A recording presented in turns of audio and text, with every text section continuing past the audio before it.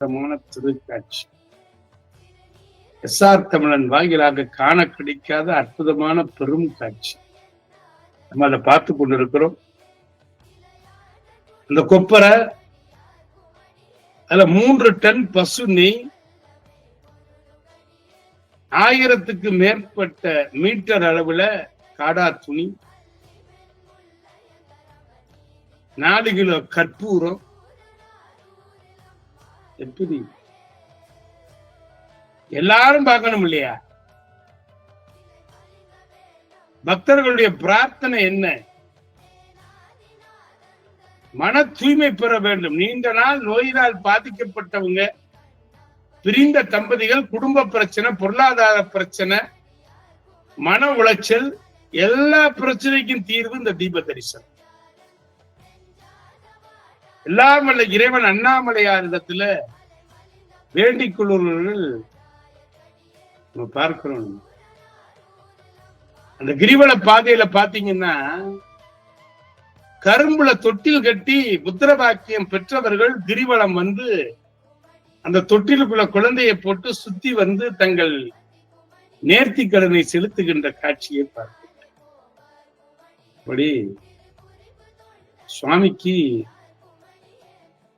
எல்லா விதத்திலும் அருளை தருகிற விதத்தில் திருவண்ணாமலை ஆலயத்திலே மிக அற்புதமாக இதோ காவல்துறை நண்பர்கள் அந்த இடத்திலே நின்று மிகச்சிறப்பாக நிறைய விநாயகர் உண்டு. இந்த ஆலயத்துல செல்வ கணபதி உண்டு, யானை திரை கொண்ட விநாயகர் உண்டு, சேத்திர விநாயகர் உண்டு, சம்பந்த விநாயகர் உண்டு.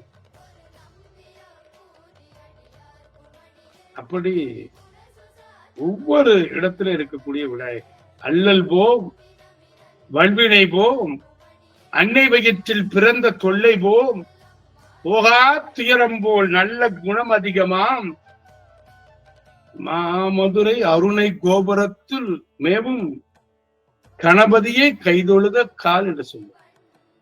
இந்த பாட்டு விவேக சிந்தாமணியில இருக்கு. இப்ப ஔவையாரு நிறைய நம்ம பார்க்கிறோம்.